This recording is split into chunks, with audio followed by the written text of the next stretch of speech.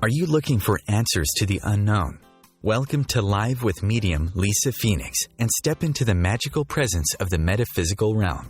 Lisa will share the wisdom and musings from her own experiences, have intriguing conversations with other mediums and healers, in addition to exploring a wide array of topics and teachings on intuitive and mediumship development. Lisa will be taking your calls and inviting your friends and loved ones in the spirit world to share their stories with us. Raise your awareness as you are reunited on the level of love, and let's go live with Medium Lisa Phoenix.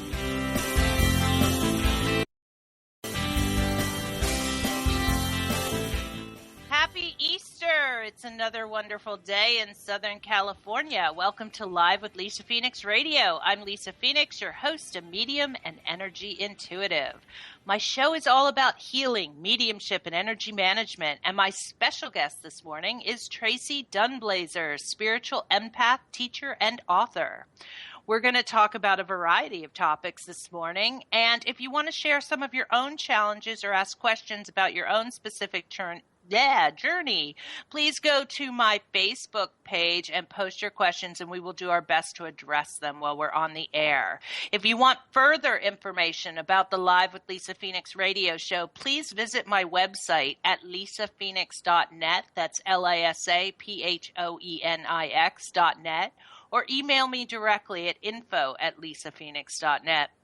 I would love it if you would go to my website and sign up for my Intuitive Insights newsletter, which will also add you to my mailing list. And please like me on Facebook. Now let's talk about Tracy. Tracy Dunblazer, GCC, spiritual empath, shaman, educator, author, and speaker, is based in Los Angeles, California. Tracy specializes in grief counseling, energy dynamics, shamanic healing, past life and soul recovery, transition strategy, addiction transformation, and space clearings. In 2015, Tracy founded Go Tracy Publishing, LLC, and BeASlayer.com to publish a new hybrid of self-help, memoir, and spiritual books to access a wider audience of spiritual seekers. Tracy, good morning. Good morning. How are you? Good. Happy Easter. Thank you. The resurrection is going fine so far. Right. Now, just would you like people to reach you through BeASlayer.com? Well, you can go to TracyDunblazer.com, which okay. is, and then BeASlayer.com is for my the Demon Slayer's Handbook book series. Exactly, but actually it was on there this morning, and it actually does. There is on your slideshow, whatever, it does take you back to your website, too. Yes, you yes, can it get does. to either way. Yes, exactly. Exactly. So Tracy, what's going on? What's kind of been the theme of things happening in your world?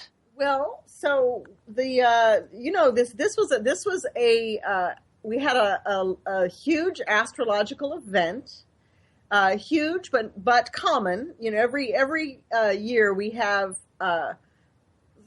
approximately 4 lunar eclipses and 4 solar eclipses. And a couple of weeks ago, we had a solar eclipse, and we just recently had a full moon lunar eclipse. It was a penumbral lunar eclipse, I believe, in Libra. And basically, what that does, if people don't know this, the power cycle for a full moon and the power cycle for a lunar eclipse is 3 days before and 3 days after. And it is a very intense event that inspires great transformation emotionally. It really shifts the emotional body and sometimes the mental body, but the subtle bodies about how you perceive yourself, your life. This was a very heart-transforming lunar eclipse, and that was kind of the theme this week. That there were a lot of heart healings, a lot of people really being required to dig a little deeper than they normally would because the intensity of the emotion that comes up around a lunar eclipse. If you found like you were being triggered by things or getting more upset about things or feeling more passionately or intense about things, That's why, because that energy really augments the intensity of whatever you're going through. Good, bad, or indifferent. And so heart healing. I think that the biggest theme has been heart healing, and of course that is also, what this holiday for the Christians is about resurrection. Right, and it is, and also though I think that as far as like symbology as well, do you know what I mean? Mm-hmm. I mean, our lives are all about, death, rebirth, transformation, Absolutely. So now let's take this, healing heart, and must have been a little bit intense regarding relationships. Yeah, absolutely. I think that the idea of Libra and the lunar eclipse in Libra was about learning to find harmony and being required to find harmony by really looking at how you as a person, how a person looks at how they are accountable for their part or contribution to a relationship. Gotcha. And I think that's really important, because most people see the disharmony first.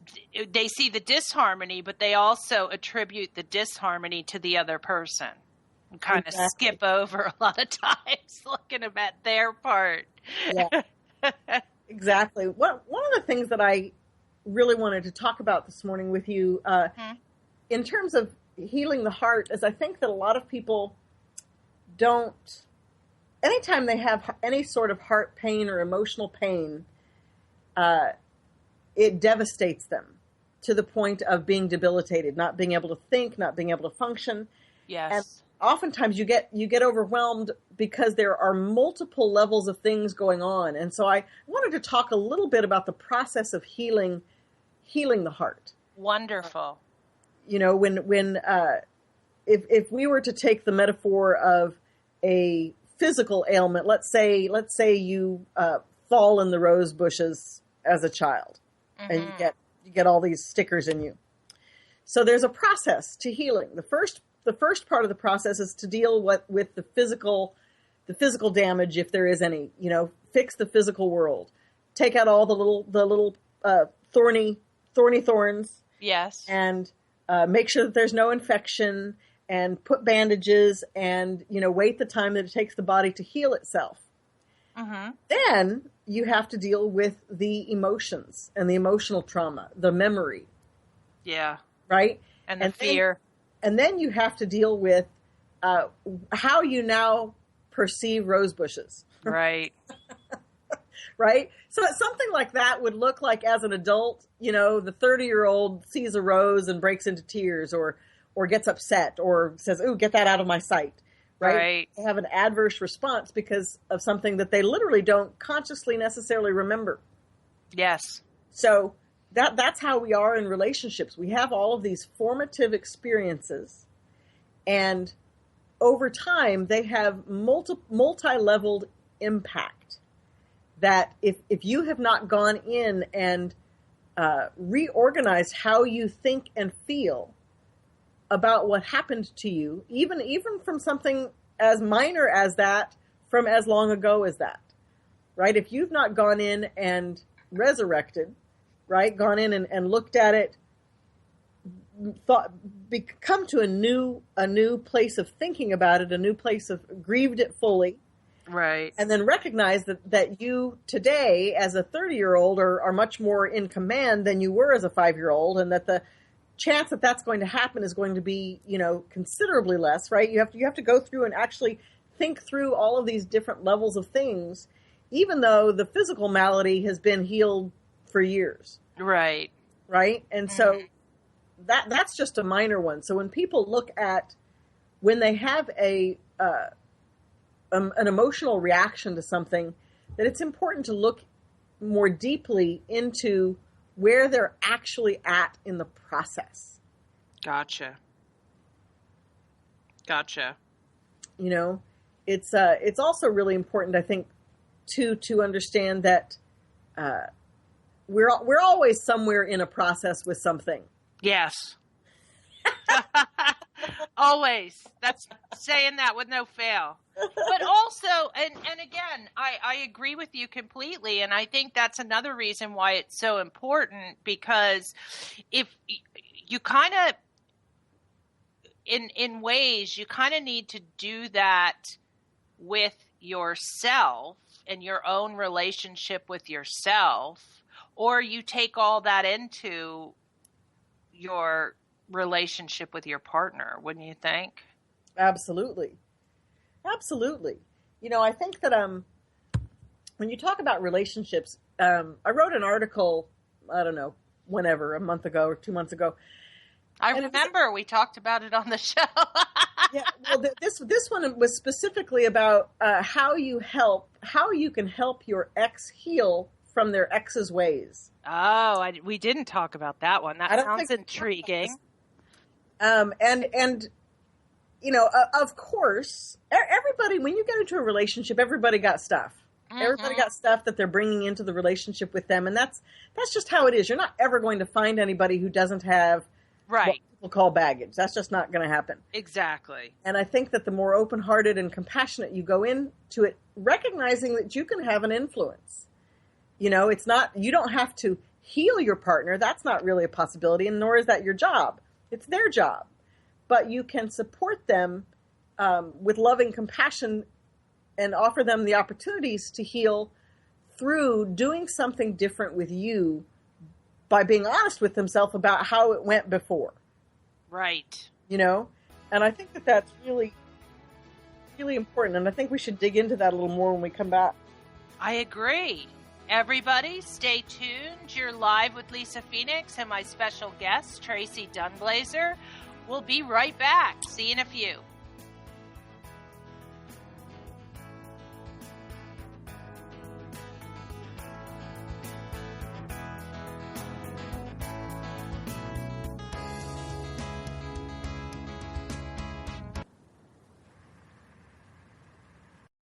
A conscious lifestyle for a mindful life. OMTimes Radio. IOM FM. Dr. Kevin here, and I want to invite you every Thursday, 3 p.m. Pacific, 6 p.m. Eastern, to join me on the Dr. Kevin Show, where we have a diversity of guests who help you step outside the box, behind the curtain, and see what a load of crap is going on in the world today, so you have more information with which to make better decisions. We'll see you there. Namaste. Host your show on IOM FM, the radio network of OMTimes Media, one of the more recognized brand names in the conscious community, and is backed by the extensive marketing reach of OMTimes. Hosting a show on IOM FM immediately connects you with our extensive dedicated community. Are you trying to get from point A to point B and need a little advice? Connect with the counselors at OMTimes Advisors. Whether you're looking for a life coach or a spiritual intuitive, the advisors participating at advisors.omtimes.com were carefully chosen based on their gifts, skills, and professionalism. OMTimes Advisors, connecting you with the best advisors in the business.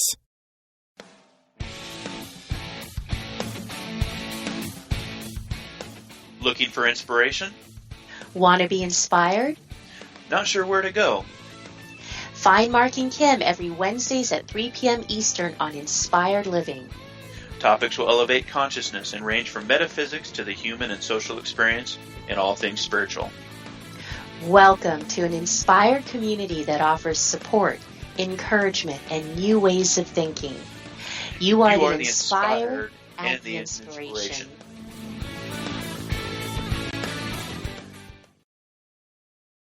Feed your soul with waves of consciousness on OMTimes Radio.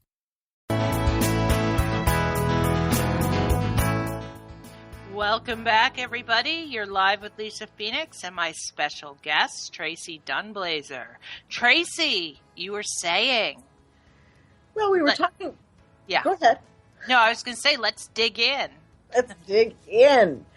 So, well, I was thinking about one of the things that I've been coming up upon in the last week are, clients who are getting out of, like someone who's gotten out of a relationship, and it was a tumultuous relationship.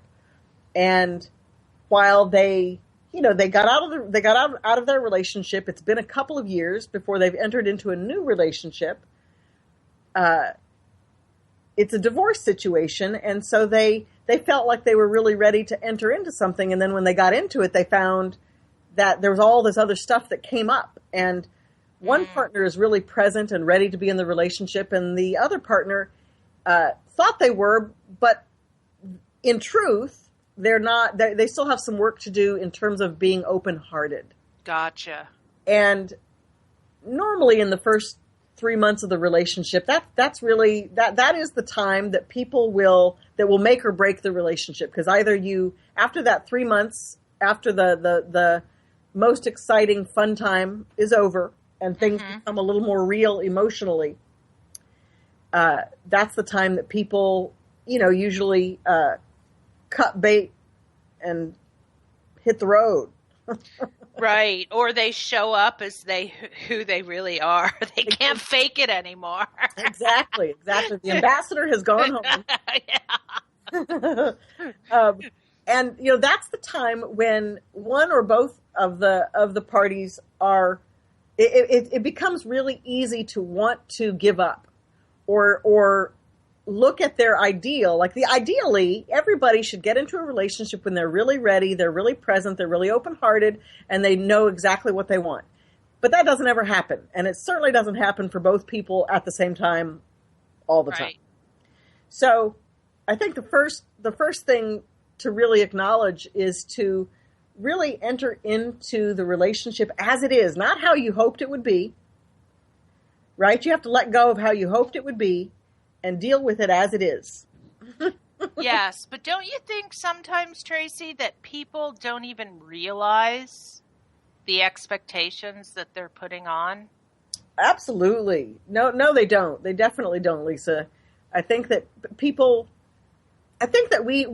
we contend with so many influences on relationships. We have what our parents did or didn't do, what our family dynamic was, whether or not we had one, whatever our group and nesting dynamic was, we carry that over, or we resist it in other relationships.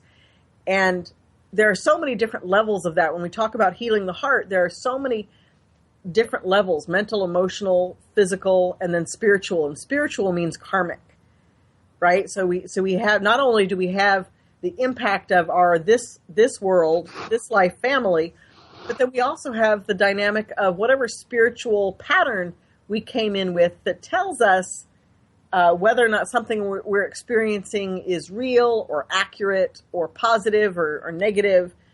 We come in with already preset inclinations based on past life energy or our soul patterning. Whichever direction you want to go with that, whatever your belief system is. Yeah. And we come in with a previous patterning that influences how we see what we then are presented with in this life. And when it comes to the heart, it makes it really easy to judge others rather than take stock of yourself and your choices and what you can control. Exactly. Exactly. Yeah. And being responsible for one's own self, Exactly. And recognizing that when you have feelings, just because somebody says or does something and it triggers you and you feel bad, going into, how do you facilitate or help somebody heal from the bad behaviors that they have already set in long before you? Right. You can't choose a relationship like that and be mad about it. Yeah. You have to get in saying, okay, I know that being involved in this relationship is going to require certain things of me.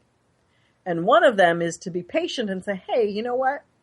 When you speak to me in that tone, or gosh, when you do this is how it impacts me. And can we find a way to do something else? Right. Right? But not going in on any level with the expectation that when a person is done with their ex, that they're just done, because nothing is ever final. Right. As we learn on Easter. Yes, we do. And also, because I remember, especially back, and I believe I've evolved a little bit since then, but back when I was in my early 20s and stuff like that, I always had this thing that whoever I was with, I could be the one that would change them, and people end up so devastated, and it's kind of a mix of, there's a bit of arrogance in there, but it's also kind of the mix of I want to save the world. I want to rescue Right. And so I just feel that so many people encompass that in a sense, and they've got to step out of that and really look at their relationship from a different perspective. Absolutely. And I also feel like sometimes when people really want to heal someone else, what they're really trying to do is heal themselves. And exactly. when you put your focus on another person and their woes, right, it gives you the perfect excuse to not really deal with yourself for a period of time. But it's really your unconscious way of desperately trying to deal with yourself, but just not being efficient about it. Dealing with yourself, but not through you. Exactly. So I think that the willingness to, we attract things that we resonate with. I know. We just do. We attract, whether we like it or not, and especially if we don't like it, that's something to really pay attention to. Exactly. I'm not enjoying this dynamic I'm in, and why is that? How am I contributing to it? Why did I attract it? Why is it valuable to me? Everything has value, right? And that's the most important. When we look at the different phases and levels of healing, every single one of them has value, and you can't skip over any of them. If you have a splinter, you have to dig that out first. Mm-hmm. Because otherwise the skin's going to form over it, and it's going to create this thing deeply submerged until you then have to cut it open and dig it out because it got infected. Right. Right. So you might as well dig in there first when it's fresh, and it hurts, but it's going to hurt a lot less now than it will later. Yeah. Oh, goodness. It's so interesting. I didn't even make the correlation, but I keep having these, intuitive thoughts of thorns and then rose bushes, and I, then I see Jesus with the crown of thorns. Ah, yes. I hadn't put two and two together, but we got our people talking through us this morning. Mm-hmm. Definitely. Wanting the images of today, and the how does it's really easy. It's lovely to celebrate Jesus and Jesus on the cross, and the devastation that happened to him, and his triumph and transformation into a resurrected light of a being, That's a lovely experience, but how does one really relate to that? How does that, we don't do that kind of stuff anymore. I mean, we have lots of other things. We have terrorism, right? Lots of other things in our world, whether a person's going through a breakup or a divorce, or they're getting a new job, or they lost the old job, or, they got in a car accident. There's all kinds of ways that we are crucified in our culture. Right. And it also, just in addition to our own self-crucifixion. Right. Yeah. No, go on. It's true. No, I think that, that's true. I think that we are crucified on so many levels. But it's hard when you these glorious pictures that we see every Easter, and we see the Easter story, and we see, Mary mourning, that part of ourselves that mourns for the part of ourselves that we lose. Yes. This was hilarious. I had a friend of mine tell me that she said that I was in her dream, and she said that in the dream I was getting married. and that she showed up to help me with the wedding, but she was just out of the shower and, with her hair back and wet, still wet and back in a ponytail. And that when she showed up, I looked at her and said, I am just done with you. And she wasn't hurt, but she's like, oh, okay. Well, then she went out to leave, and then her car was stolen. And, she called me because she's like, oh, my God, you were in my dream. And she's a very, very close friend of mine, so it wasn't uncommon, although I do show up in people's dreams on occasion. But anyway, it wasn't an uncommon experience. And she was thinking that maybe it had something to do with me. And I said, no, I kind of think it's all about you. Right. Whatever I represent to you is who I played in your dream. And whoever this girl who showed up late with wet hair, not prepared. Right. And I said, so whoever I was and whoever that was for you, you basically said to yourself, okay, whatever this is, I'm done with it. Mm-hmm. But now when it went to leave, it had no vehicle to leave. Right. And I was like, what a great dream. I think that we get 1,000 different ways in our life, from signs and symbols and, just any way that your universe will speak to you or can speak to you, it will. Mm-hmm. It will speak to you through the people that you know, through the people that you know and love or know and don't love. It'll speak to you, from signs on buses and while you're driving and while you're on the subway train. It'll speak to you 1,000 different ways. And you can train yourself to listen. Right. I think a lot of people, they need so much. They need so much and don't know how to begin to give it to themselves. And I think we should talk about that next. Great. You're listening to Live with Lisa Phoenix Radio and my special guest, Tracy Dunblazer. We'll be right back. Stay tuned.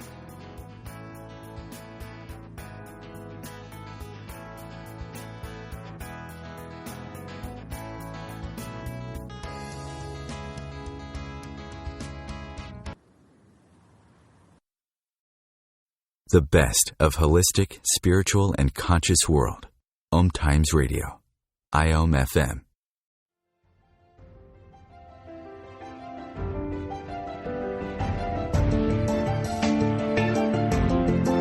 Have you been searching for a perspective beyond the mainstream? Check it out.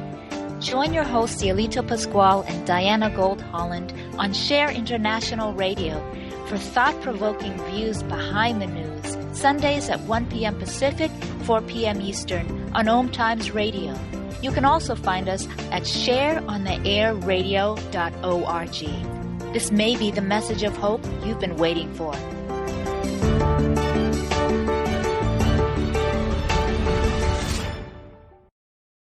Being a radio host on IOM FM allows you to build your show on a rich platform with the power of the internet to fulfill your outreach goals and connect with a very specialized and global online audience, unlimited by time and distance.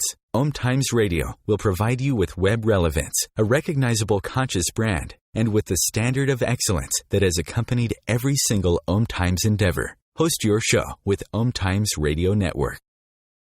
Have you ever wondered how to change your love paradigm? The secret key is finding a love partnership, not just a regular connection. How do you find these? Through conscious relationships. Ascending Hearts Dating is a dating site for people like you that believes in second chances and a different type of spiritual connection. Try Ascending Hearts for free today at ascendinghearts.com and change your love paradigm. Ascending Hearts, the premier dating community for the spiritually awake. Evolution is where sexuality and spirituality meets. Join me, clinical sexologist Martha Tara Lee, on Eros Evolution on Thursdays, 4 p.m. Eastern on OMTimes Radio. The future of internet radio is here. OMTimes Radio. IOM FM. Welcome back, everybody. You're live with Lisa Phoenix and my special guest, Tracy Dunblazer.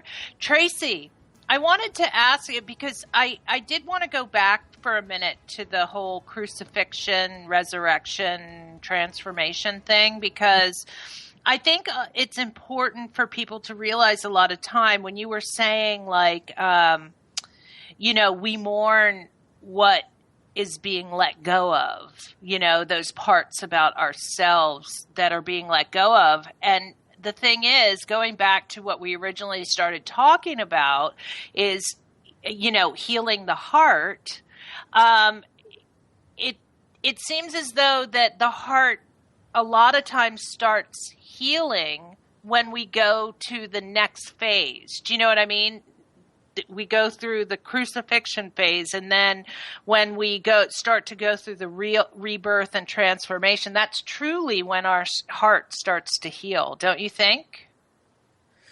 I do. I think that's a really, really interesting point, Lisa. Like as you're talking, I'm thinking about, I'm thinking about the actual crucifixion of Jesus specifically, and how, as he was on the cross for a long time until finally they stabbed him.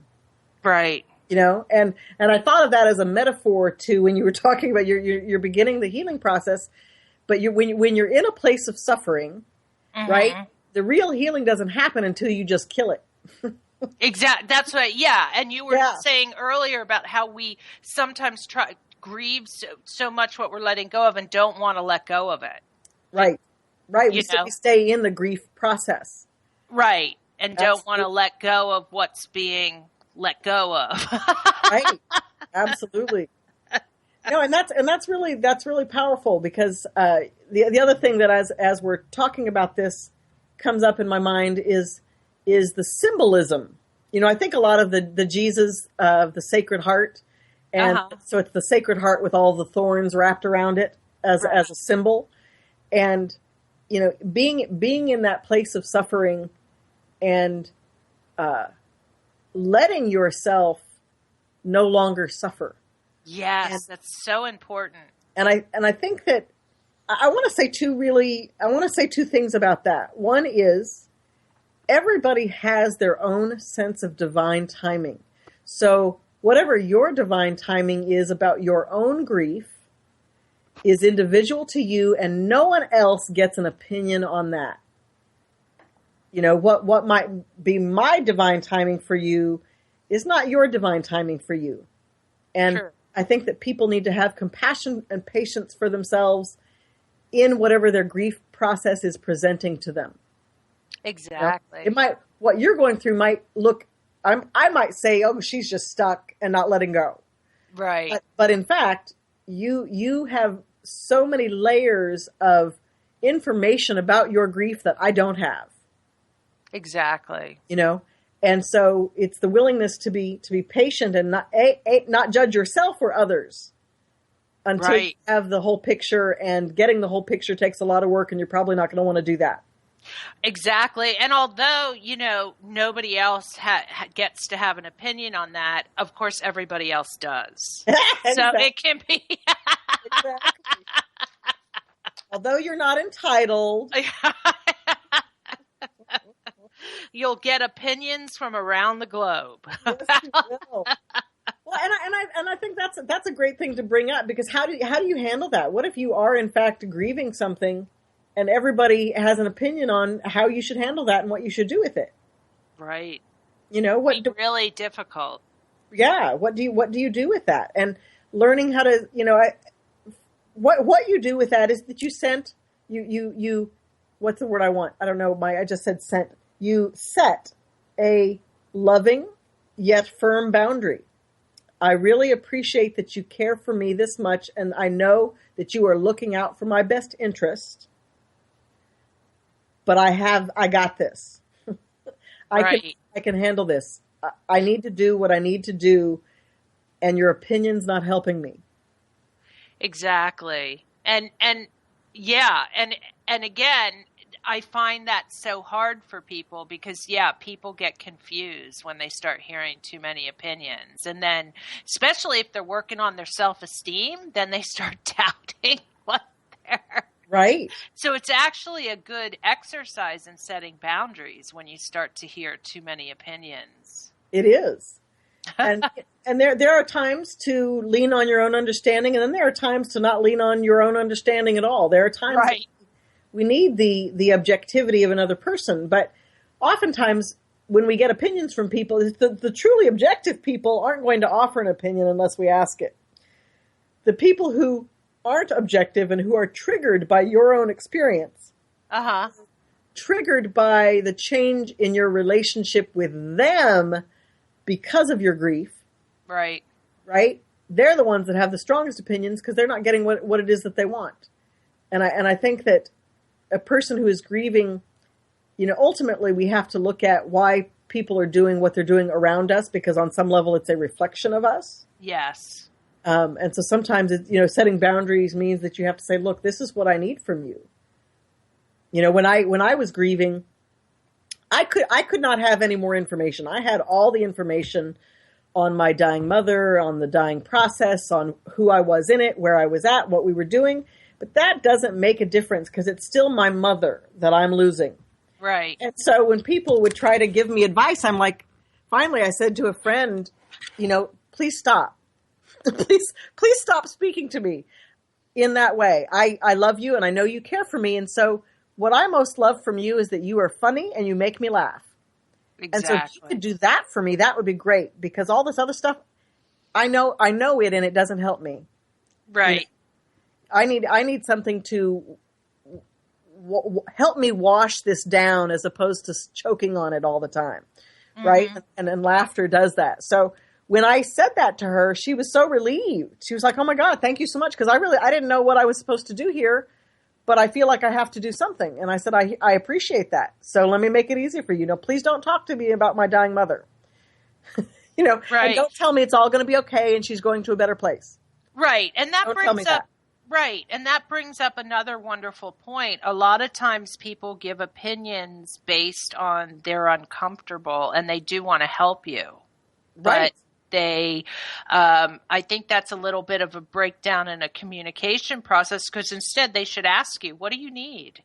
Exactly. Absolutely.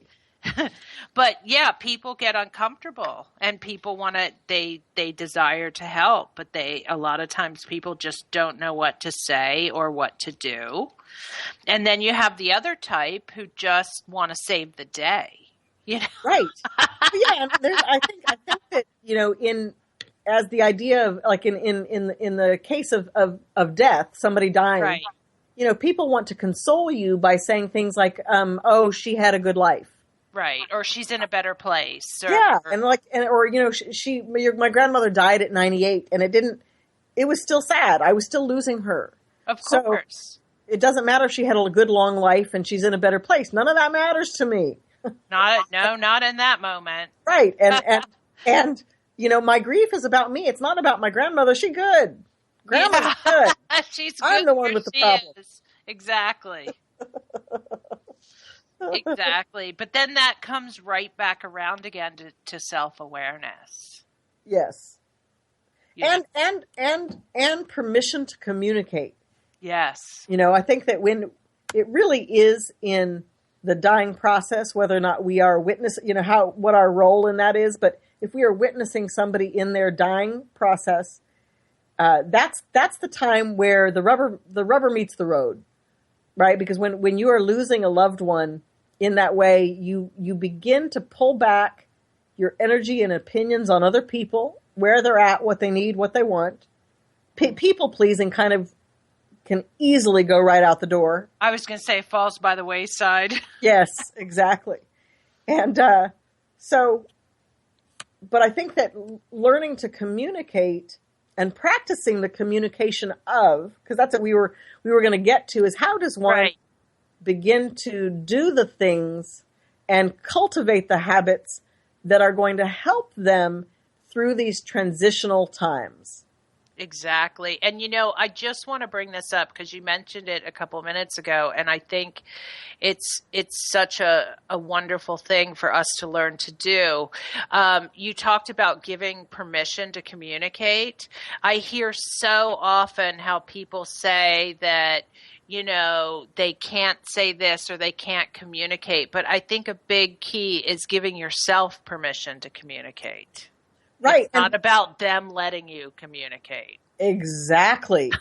it's definitely, and it's also about practicing. So a lot of times we don't say things because we're afraid of the backlash that we'll get. Right. But we've also just never said them. Right. We've just never said them. We've never made the sound. And so practice that. Write it down and say it out loud 20 times every morning for 5 minutes. If you practice a statement long enough, when it comes time to actually use it and have it be valuable and effective, it will come naturally to you because you have sat in your quiet time by yourself in a completely safe space and just read it over and over monotonously. It's what an athlete does. Yep. An athlete, I think of Rocky, and there with the speed bag, boom, boom, boom, and just hitting it, and it keeps coming at him, and it's for me. I'm not an athlete because that bores the tears out of me. So. But now I can't get that song out of my head. Rocky. but that's that da-na-na, yeah. da-na-na, da-na-na-na-na, ba-da-da-da-da-da. Yeah, that one. Yes, the song Triumph.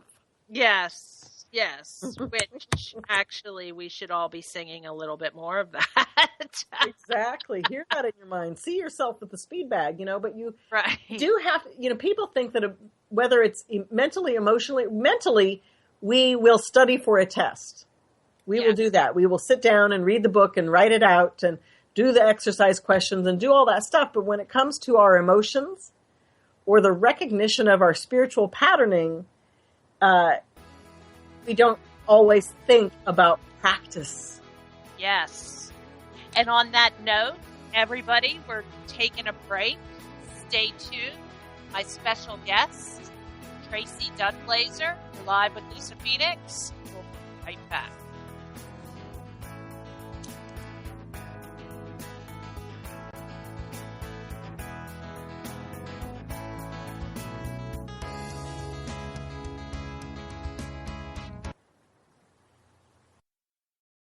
The best of the holistic, spiritual, and conscious world. OMTimes Radio. IOM FM.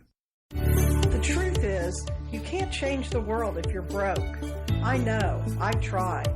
Isn't it time you turned your life's calling into a profitable, freedom-based business? I'm Michelle Barr. Join me every Thursday at 2 p.m. Eastern for Sacred Success. Host your show on IOM FM, the radio network of OMTimes Media, one of the more recognized brand names in the conscious community, and is backed by the extensive marketing reach of OMTimes. Hosting a show on IOM FM immediately connects you with our extensive dedicated community.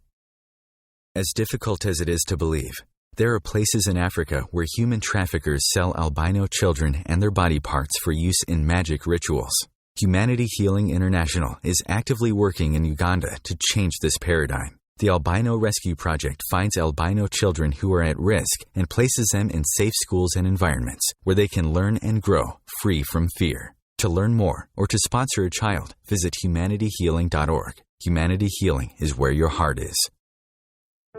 Hey ladies, do you want to have that good hair day feeling all the time?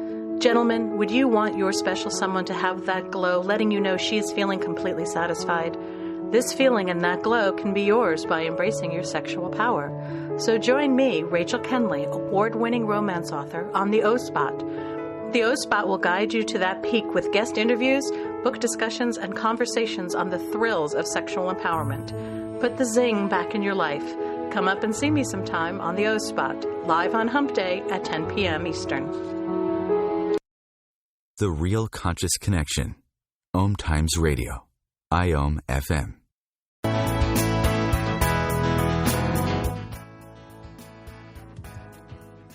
Welcome back, everybody. You're live with Lisa Phoenix and my special guest, Tracy Dunblazer. Tracy. Yes. Can you talk to us? What's going on with Be a Slayer, man? Well, I'll be actually in Salt Lake City At the Barnes & Noble, at the Gateway Barnes & Noble, April 9th from 3 p.m. to 6 p.m. Write it down. Salt Lake City, Utah. Barnes & Noble, 3 to 6 p.m. I'll be signing both of the books 1 and 2, the Demon Slayer's Handbook, a practical guide to mastering your inner world, and the practical guide to self-healing and unconditional love.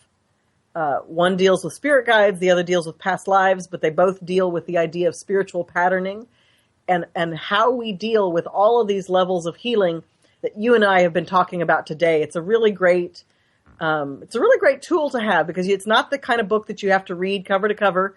You literally can pick it up at any given time and open it up, and you'll find an epigraph, which gives you some good information, or a passage, or a new affirmation.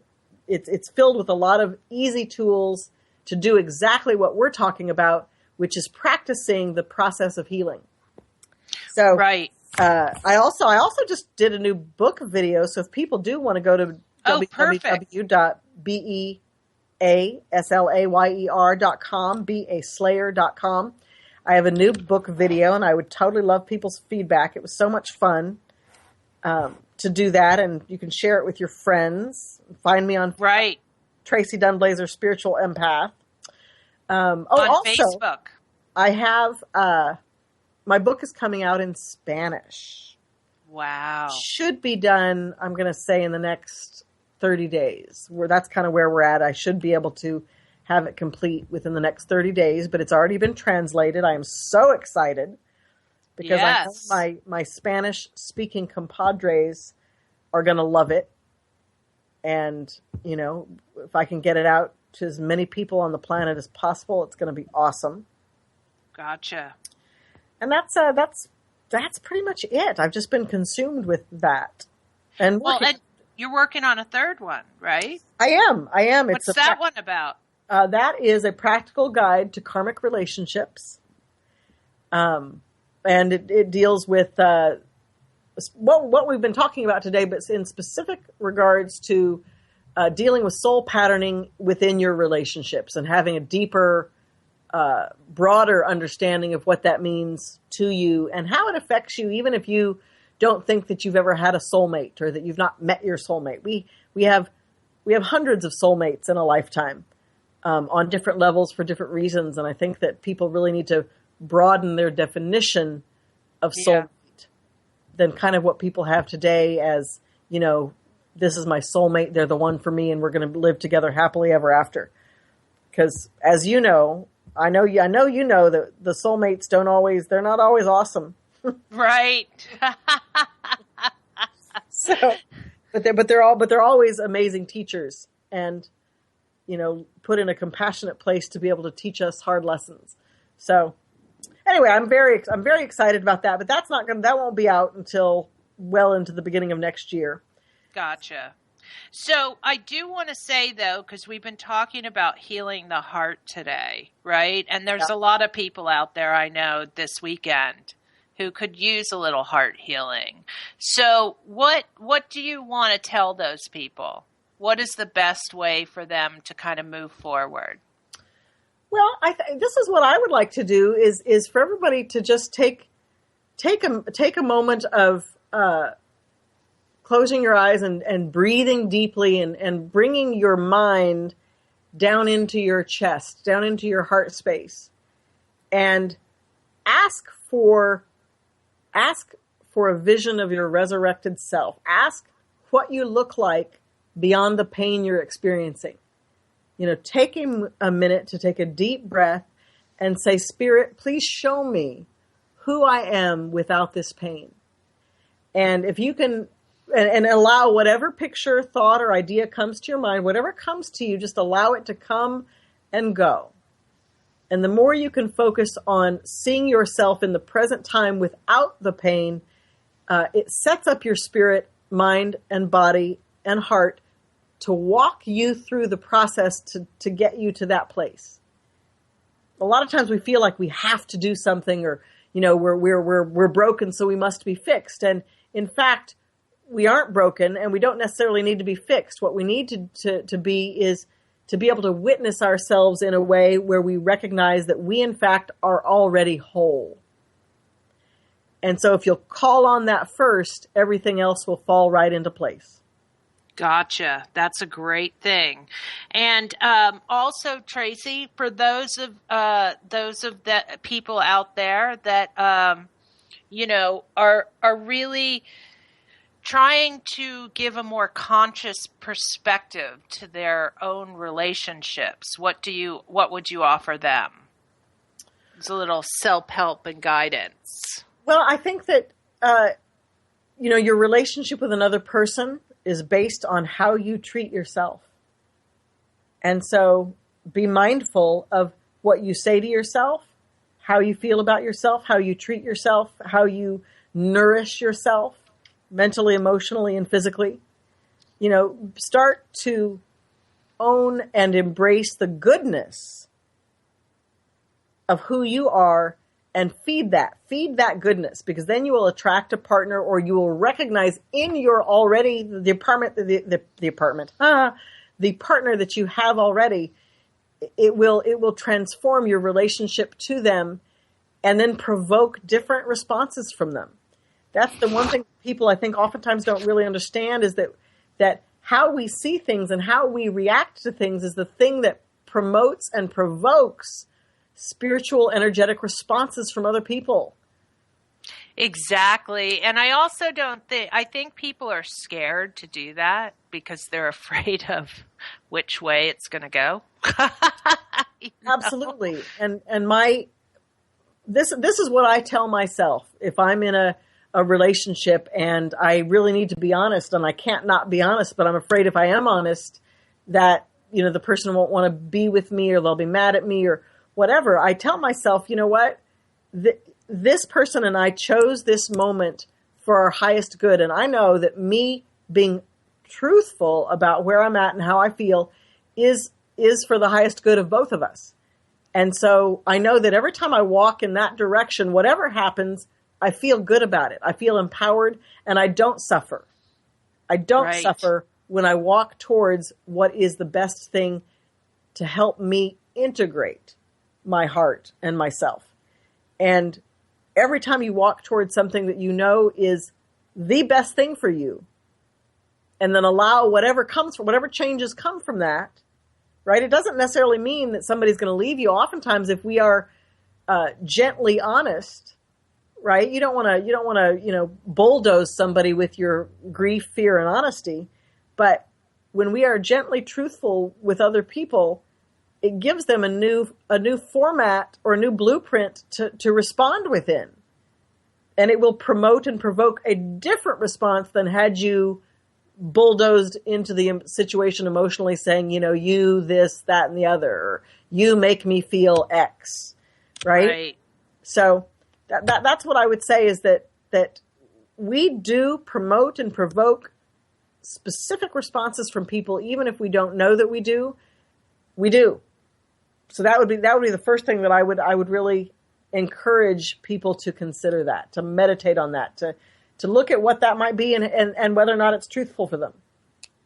Gotcha. Wise words, Tracy. And I want to thank you so much for being on the show this morning. And thanks for helping all of us shift our perception a bit.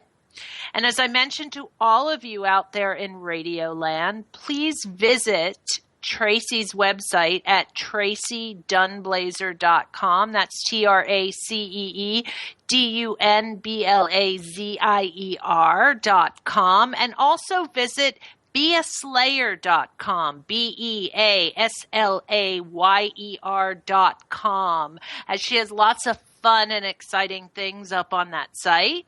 I want to once again thank all you listeners out there for hanging out with us today, and hope you are all enjoying this brilliant Easter Sunday. If you want further information about the Live with Lisa Phoenix radio show, visit my website at lisaphoenix.net. That's LISAPHOENIX.net. Or email me directly at info@lisaphoenix.net.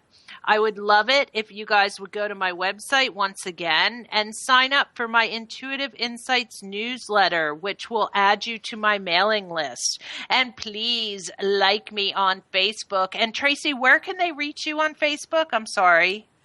Tracy Dunblazer Spiritual Empath, or How to Build a Home Altar.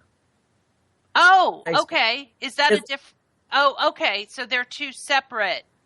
Yes, I've got several pages, but go to Tracy Dunblazer Spiritual Empath, and then you'll see I have all kinds of other connections to other ways to learn home worship, home ritual that can get you closer to your Creator. Oh, that sounds fascinating. And Live with Lisa Phoenix is on every Sunday at 1 p.m. Eastern Time, which is 10 a.m. Pacific Time. So please tune back in with us next week. Happy Easter, everybody. Tracy, thank you so much for being on the show today. Thank you. Bye-bye. Bye.